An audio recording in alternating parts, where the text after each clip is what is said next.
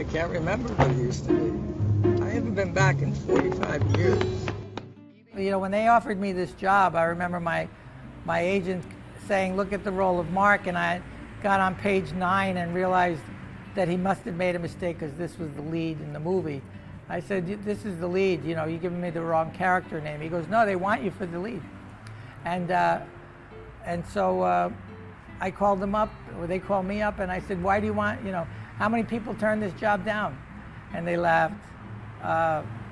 It was a great opportunity. I was very fortunate that they wanted me in their movie. I don't know how to make wine! Does anybody know how to make wine here? Okay, so we Googled it. It's a wonderful kind of fairy tale, fable, a whimsical journey about a man who is toward the end of career, attorney, has worked his way up the corporate ladder and is now the chief financial CEO of this small automobile company in Canada. And through a series of flashbacks, we discover that he made a promise to a mentor of his who designed this automobile company to go to a non-fossil fuel direction. And in that promise to a dying man, he betrays it for the corporate reasons, financial reasons. And in doing so, he kind of has a terrible flush of guilt, and he decides to quit his job. And he decides he's going to go back to his homeland after 50 years absent and revisit his past. And in doing so, he starts finding out what the important aspects of life, he's discovering what true happiness is, and in doing so, he takes this risk. He's going to reopen, pay the back taxes on his grandfather's place, and reopen the vineyard, start making wine again. It's a comedy, it's whimsical, it's it's about relationships and love and unrequited love and finding love again. Evening, Captain. Hello, Captain. So how do you two plan to up my evening tonight? You're describing movie stars. I'm a movie actor. There's a difference, I've really enjoyed a career in playing very, very diverse characters, and it was my idea that if I was going to go after that, you know, I had a 20-minute face. I always say, you know, that I got a 20-minute face, and movie stars, they've got a 90-minute face.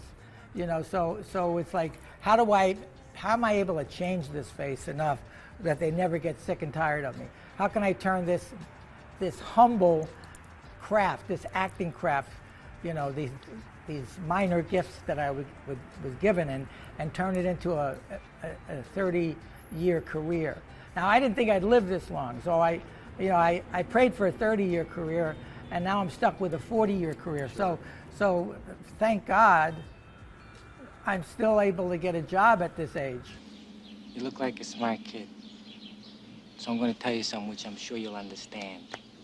It was a hit. People are attracted to movies that make money. So when you're in a movie that makes money, the tendency is that they want to put you in the next movie, you know, because they see you as a guarantor on their investment. So, you know, risky business certainly, but I had done the mini-series From Here to Eternity. I'd done Eddie and Cruisers. I'd already been, I guess risky business was what, 84? And so I'd been around for about 5 years prior to that, making a living as an actor in Los Angeles. Jump rope, Blondie! Let me jump rope. No, jump rope! Jump rope! Jump rope! You know, and I went from risky business to the Goonies to the Fugitive, U.S. Marshals, The Matrix. You know, I became a Warner Brothers player, studio contract player. About time. What we got? Richard David Kimball, vascular surgeon. What the hell is that? Actually, Tommy Lee stole that. We were actually at. I was planning to use that line too. We went to a Marshall's meeting where we trailed Marshals, and Marshals were giving us their experience backstory, and one of the Marshals used that line, and I I clocked it, you know, like how am I going to get that in there? And Tommy Lee did the same thing, and he said it before I could. But we improvised a lot.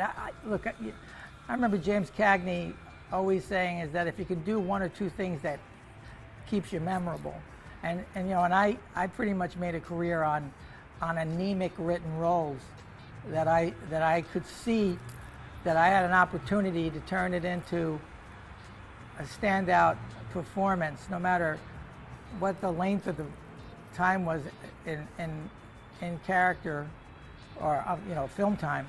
So unfortunately I was able to parlay that into better parts and better movies. Look at this mess. It's carnage. I didn't do all this. You didn't shoot anybody? I think I've done something like close to a dozen pictures over the last 20 years, 30 years in Florida, and the last Bad Boys for Life was the first time we had shot in February, April, and that was beautiful. My experience in Florida is always during the mean season, and I hate it. It's 100, right. And it was always like, oh my God, I got to go to Florida. And then I was there April, and I was like, this place is great. I hope they come and see it. There's still tickets available. I hope they come and support all of the Fort Lauderdale International Film Festival. This is my second time here over the 20 years it's been here. And this is an opportunity for people to see movies that they're never going to see in many cases.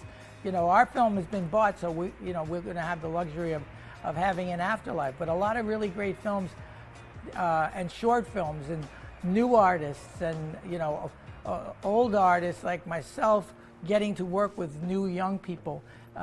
It reminds me the kind of short films that they're showing here, that when I was a kid, how I learned to work in front of a camera was by going down to NYU film school and auditioning for unknown young kids named Ang Lee and Marty Brest and and Martin Scorsese, and all of the film schools were the only place where these young filmmakers that wanted to learn the art of filmmaking at these colleges like UCLA and USC and NYU. And now you have your iPhone. So you want to make a movie, have at it. We can make our movies. We don't, the equipment. Film colleges were designed in the late 50s because of the access to equipment. And now the equipment is getting to be so inexpensive that you can make movies every day of the week. And you learn from practice.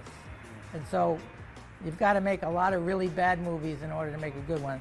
And my career will attest to that.